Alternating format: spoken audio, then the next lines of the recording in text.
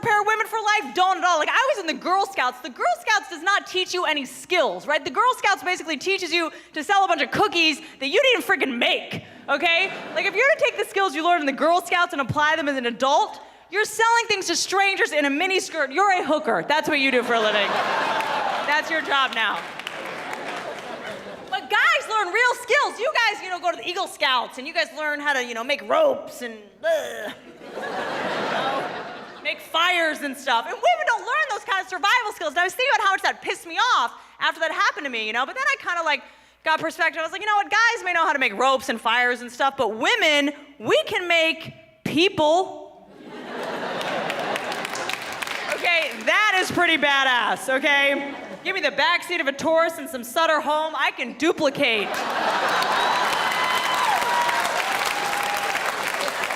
And guess what? It comes out on a freaking rope.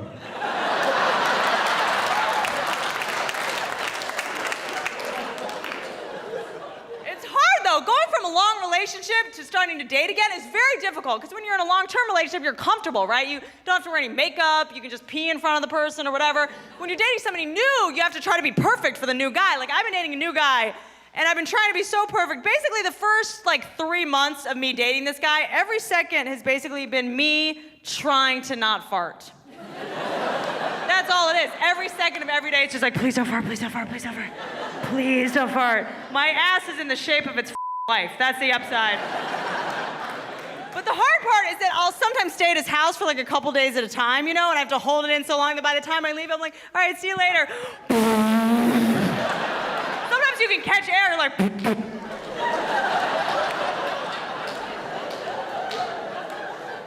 you're always trying to be perfect for the new guy, Like, when I stay at this guy's house, the extent to which I try to be perfect for this guy, I will wake up at 6 a.m. while he's still asleep, sneak into the bathroom, put on a full face of makeup, sneak back into bed, so by the time he wakes up, I look like Lady Gaga or something.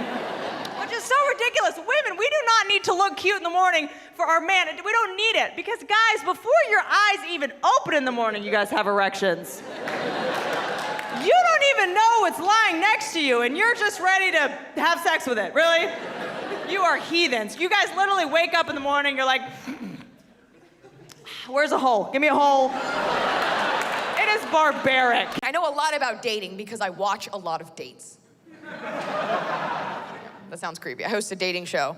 So I've learned a lot about men and women and their interactions. And one important thing that I've learned is that when you like someone and you want to impress them, what do? You lie. You have to. Because if people knew how weird you were in your off time, no one would have you. Guy says to you, what do you like to do for fun? Girls, you can't be honest. You can't be honest about that shit. You can't be honest about what you were doing 10 minutes before you came to the door. You have to lie. What do you like to do for fun? You can't tell him.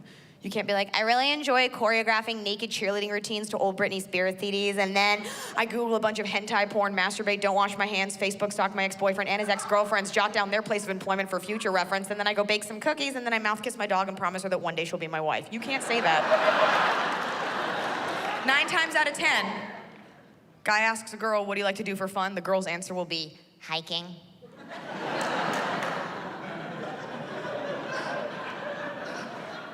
I love hiking. I do. Don't I? I do. I love hiking. I do. I love hiking. I do. I love it. I love hiking. No, you don't. Stop lying. You don't like, really, Stacy? You like hiking? Where are your trail spikes? Where's your walking stick? Where's your lesbian mountain partner? You don't like hiking. You don't even know what hiking is. Most modern girls don't really know what hiking is, okay? To the average girl, hiking is you wake up whenever you want, you put on Lululemon yoga pants because they make your butt look unreasonably good, as they should for $800. And you go for a walk in the park with your best friend and complain about how hungover you are. That's hiking. Yeah, I do it too. Promise you this, girls, it's not a sport if you can drink a Starbucks and have a pita while you're doing it. Do you want a piece of pita? Hiking. But there's a method to our madness. There's a reason women say hiking. We say hiking because we think guys like hiking. That's why we're doing it. Be outside where the bugs are? No. I think you like that. We're taught to believe that men are outdoorsy and rugged and they like nature. As far as we're concerned, you're the closest thing we know to a bear. So we say hiking hoping to have something in common with you. We honestly say hiking hoping that you'll be like, you like hiking? I like hiking. Marry me.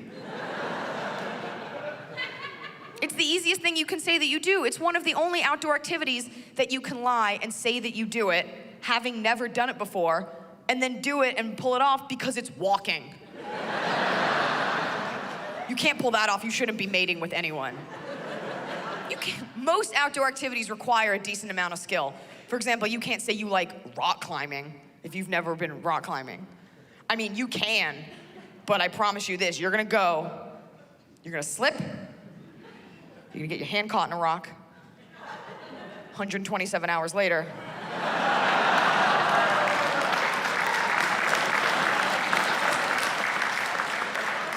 Stump's not getting you a second date, I promise you that. I don't know if girls want to hear this, but the truth is 90% of the activities that women engage in revolve around getting a guy's attention, okay? And it's just the way we're built biologically. This is just something we do. We love to get your attention. It's part of the sport of it, all right? You think I go to a sports bar because I like warm beer and sticky bar stools? No, I go because there's guys there. You think I do a pub crawl every year because I like it when my liver hurts? No, I go because there's guys there. We don't wear heels for our circulation. We do it to prop up our butts so you'll look at me and want to mate with me. That's why we do it. This isn't a game, all right? This isn't a push-up bra, it's body armor, and this ain't makeup, sweetheart, it's war paint. Let's make a baby.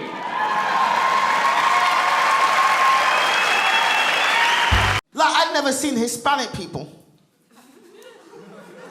before I came to America. That's right, I'd never seen Hispanic people. We haven't got lots of Hispanic people in England. We haven't got lots of Mexicans, Puerto Ricans, Cubans. I suppose it's a much longer swim. But the thing is that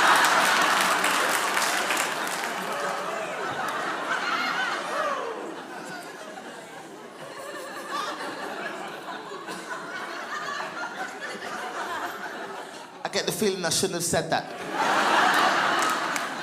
Am I gonna get fucked up by a cholo on the way home? I'd never seen Hispanic people. Like and the thing is, you've got different shades of Hispanic people. You've got like darker skinned Hispanic people, like the Dominicans and stuff, right? They're the ones that confuse me. They did. The first time I came to America, I was in New York, and I was on the subway, and I was sitting opposite 3 people I assumed were black.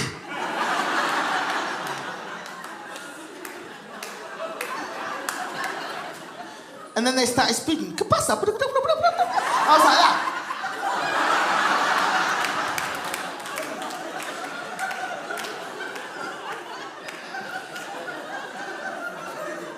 Black people have their own language in America. I've learned a lot since coming to America. I've learned a lot. What else have I learned? What else have I learned in America? Oh, when you guys get fat. You get really fucking fat. Like humongous. Like cartoon fat. Cartoon. It's not your fault, Americans. It's not your fault. It's not. I've been here a while now. So your food commercials. I've never seen so many food commercials in my life. America, let me give you a little bit of advice. Throwing a piece of lettuce at a pork chop is not a salad. It's not. It's a bit of leaf on a pork chop. Your food commercials. I've never seen so many food commercials. Like you got the Subway commercial, the Subway, $5 foot long. $5 foot long. This is why you're so fat, Americans. This is the first country in the world to start measuring their food in feet.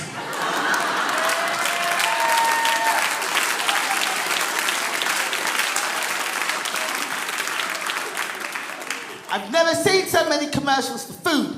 And it's all massive. It's all like, get this great big burger with extra beef and cheese and chicken and steak and bacon and cheese and beef and chicken and steak and bacon and cheese and beef and chicken and steak and bacon and cheese and beef and chicken and steak and bacon and cheese and beef and chicken.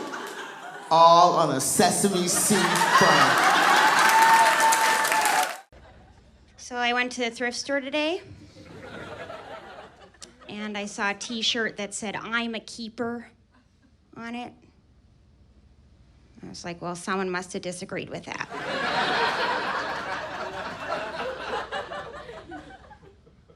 I'm from Boston, a little outside of Boston, and my friends are really excited, though, that I live in LA now. They're like, oh my God, you live in LA? Like, you must see celebrities all the time. And I'm like, yeah, we have TV here, too.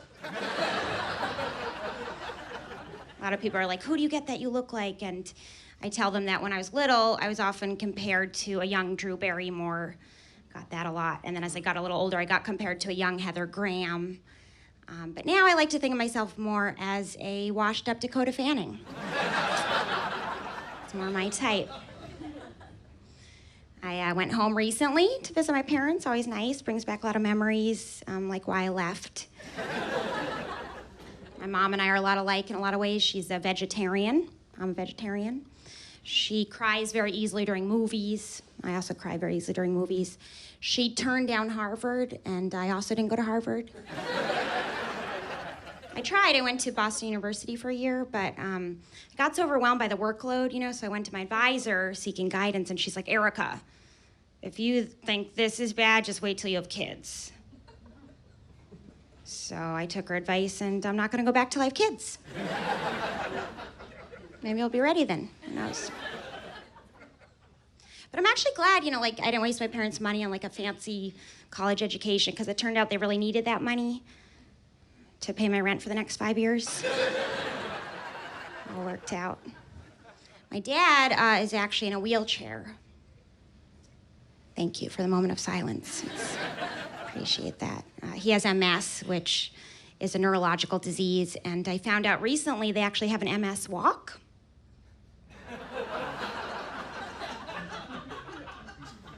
Just seems very disrespectful to me. So I went on it, just to find out what all the fuss was about, and it's basically just thousands of people showing off what they can do. Just so rude. My dad hates that joke, and I'm always like, sorry, Dad, but when I have an idea, I run with it.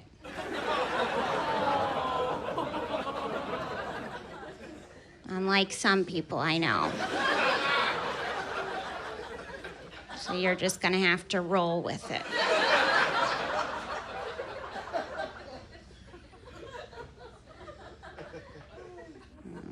He's a good sport. He's not good at sports. Some people think my humor is a little too dark, but they're just racist. So. I actually used to think I was too depressed to be a comedian, and then I learned I'm too depressed to not be a comedian. So, doing the right thing.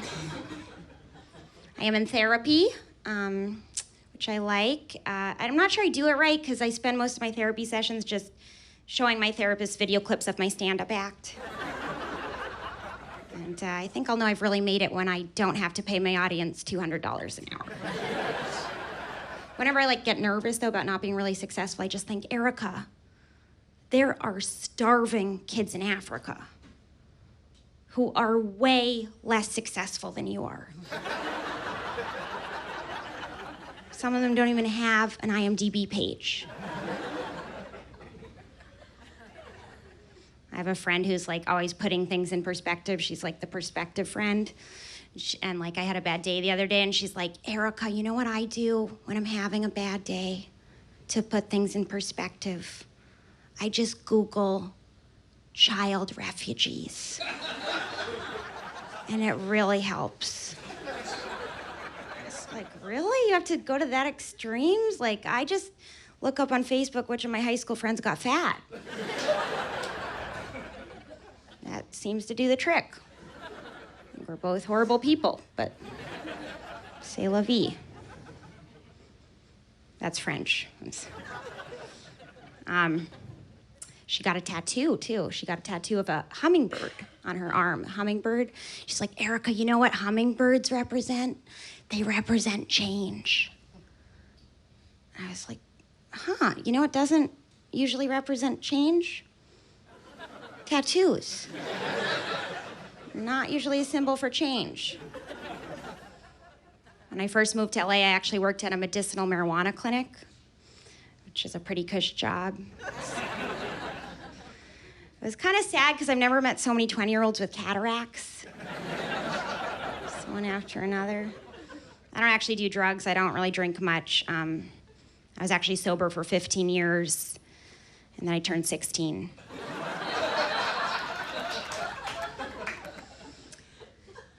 But sometimes I get a little crazy. Like last night, I did throw my socks from my bed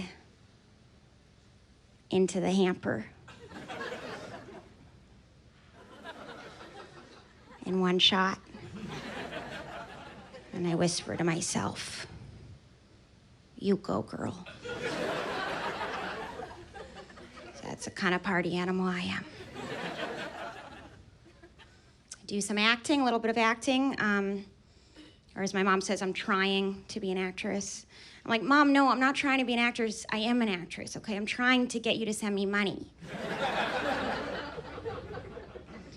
I actually recently got cut out of an indie film, so now no one's ever gonna know I was in a film that no one's ever gonna see. I'm not gonna sell out. I'm not gonna do nudity ever, unless maybe it's for Scorsese, or like a really good web series, infomercial, something important. Did have an audition recently, though, to play a Swedish secretary. Pretty big role, you know. So there are like a lot of blondes in the waiting room, and I overheard a Japanese guy say, they all look the same. And I was like, dude, that's racist. And he goes, blonde isn't a race. See, this is where the dumb blonde stereotype comes from. I was like, hold on a second, I thought all Japanese guys love blonde girls. And he goes, I'm Filipino. Such an idiot, right? I mean, I didn't even ask for his name. Just launched a big Kickstarter campaign. I'm making a movie called Erica's Rent. And the goal is to raise at least $1,100 plus utilities before the end of the month. Thanks, guys. I'm Erica Rhodes.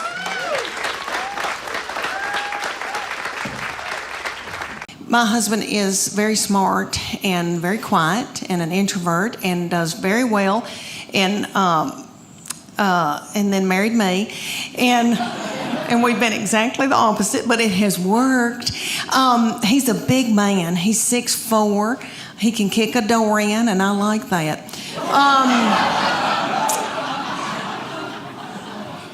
He works like a dog. And he loves a baby. Let me tell y'all that he is a baby cuddler at East Tennessee Children's Hospital. He cuddles the drug-dependent babies every week of the world as a volunteer. I know, sweet. He didn't help me with mine.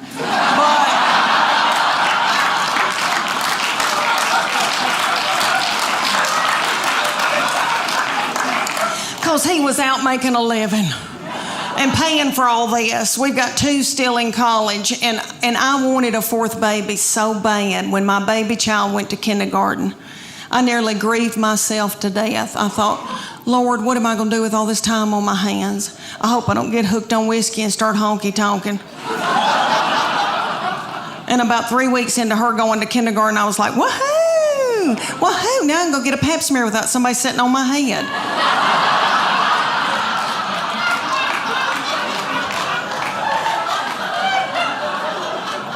But my husband, when I dropped her off, he said, meet me at the IHOP. Because he knows that pancakes get me through a hard time. And I was crying, and I said, I want another baby. And he said, why don't you get a job?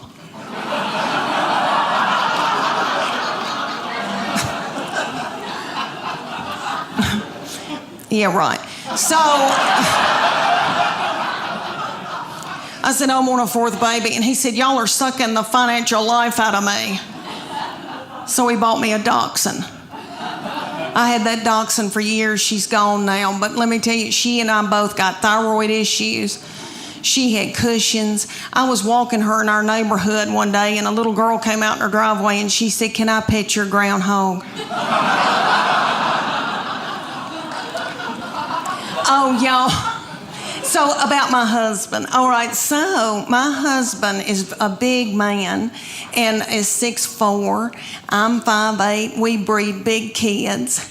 And we wanted them to be in sports and when they were growing up, and so we made them do all kinds of mess they didn't want to do. And we put our boy, when he was little bitty, we put him in T-ball. He hated it. I don't know if any of y'all have had a baby play T-ball, but for those of you who don't know, T-ball season, it's about 110 degrees outside. It's little children that are 4 look like they've got a diaper on under their baseball pants or a pull-up. The games last about 3 hours. Nobody ever hits the ball, throws the ball, catches the ball, makes contact with the ball.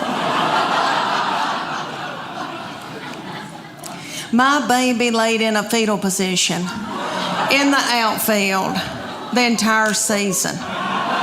He never touched a ball. Every once in a while, he'd pop his little head up and say, water. One game, it was so hot, and I told the middle one to go out and take her brother a water bottle. She was about 2.5, and she went walking out there with a tutu and a crown and a wand and her pink prostitute shoes from Walmart. She walked about halfway, stopped, got a glazed look over her eyes, pulled her little panties to the side, and pooped in the T-ball field. She really did. So I had to run out there and get a stick and flick it into the woods because I didn't want another child to step in it or think it was a milk dud. So many medicines being advertised on TV. And don't they sound good until they get to the side effects? And they say them so quickly in such an even tone, I'm not even sure what I heard. You'll have your hair forever. May cause your ass to bleed in public.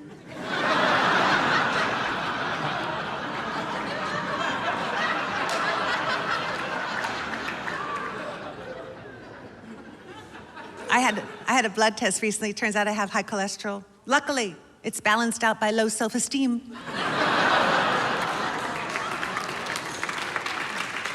So I've been taking Lostima. And I also have too much vitamin D. I'm taking Hydema. But if you take Hydema with Lostima, may cause your ass to bleed in public. And my favorite new advertisement for a drug on TV is that one for the antidepressant that causes you to commit suicide. Have you seen that one? I think this drug might have left the laboratory a little bit too early. And Ambien, that sleeping pill, studies have shown people have walked in their sleep, talked in their sleep, cooked in their sleep, and cleaned in their sleep. I am gonna take that sleeping pill. I need to get more done. So many drug ads, I'm beginning to think there are things wrong with me that I've been previously unaware of. I saw an ad for female Viagra. I didn't know there was anything on me that should be standing up.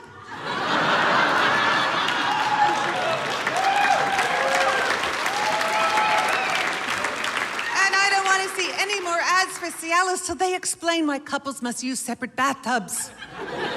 Does that make any sense to you? Once they drag the tubs up to the top of the mountain, aren't they too tired to have sex? And sex after 60 can be quite challenging. Between my bad back and his bad knees, it hurts and feels good at the same time. That's not to say we're not highly experimental, because we are. This year, yes. This year, we're going to attempt to achieve simultaneous colonoscopies.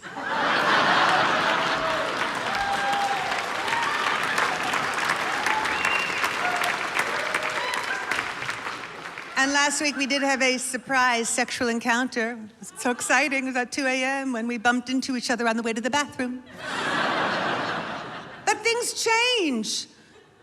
The meaning of words change. Getting lucky changes. In your 20s, getting lucky, meeting someone you're attracted to. In your 40s, getting lucky, finding a parking space. In your 60s, getting lucky, threading a needle. Good in bed, the meaning of that changes too. You know what? My husband is fantastic in bed. He stays very, very still, and he doesn't snore.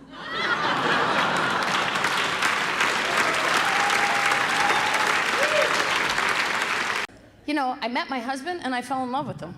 And I'm just gonna tell you, I love, love, love my husband. I'm not embarrassed to tell you. I love that man, right? And I only tell you that because the shit I'm about to say. Just because you love someone doesn't mean you don't see them exactly who they are. Because on paper, if you set us up, we're a perfect match. I told you, I'm 100% Sicilian. He's first generation Italian boy from Brooklyn, right? We should be perfect, but we're not, because you wanna know why? He is the nicest guy on the planet. He has the hope of a 14-year-old girl. Right? He believes everything is possible. And it is my job as a good wife to crush that spirit. You are never gonna be a 47-year-old American Idol contestant. Get that shit right out of your head.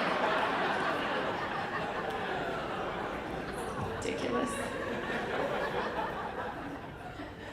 On paper, we're a perfect match. Real life, not so much. Didn't matter when we were dating that he's messy and I'm clean. Crazy clean, admittedly. I have a problem, I'm OCD. I watch hoarders and clean during commercials. Because I'm afraid a dead goat's gonna fall through the television under 22 years worth of newspapers and I will just burn the house down. That's what I will do. That's a very Italian thing to be clean. My grandmother was crazy clean. Wake up in the middle of the night to go to the bathroom, come back, your bed would be made. She'd be at you. You messy. You and the caca, so messy. Disgrazia, so mess. It's 2:30 in the morning, woman. I know, you hungry? Yeah, I could eat, whatever. We're just different in real life. It didn't matter when we were dating. Didn't matter that I have a master's degree and he has a GED. Not just a GED, he's got 2 because he sent away for an extra copy. Because it's a double major. It only matters now because we have our kid. Our son is 4 years old, right? I want to send him to preschool. My husband goes, what do you want to do that for? For that, right there. How about that?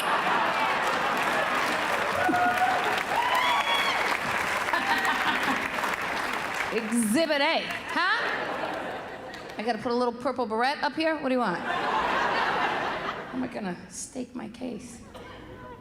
It's insane. If you find it funny, trust me and believe me that it will find you. Because when I go to sign my 4-year-old for preschool, I happen to find the one preschool in our area that not only do you have to fill out an application, you have to write an essay. To get a child into preschool, an essay. And I'm gonna tell you something. If my essay can't get my son into that preschool, I will get an essay. I will get a Mexican gang member to terrorize that school board. This 4-year-old is getting into that school. I took it way too seriously. I was a student for too long. I wanted to write this beautiful essay. I got so nervous the deadline was coming up. My husband goes, I'll write it. Yeah, no. Not only will he not get in, we'll lose custody.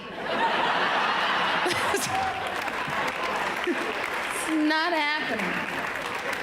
I wish I had gotten my father to try weed because he died of Parkinson's.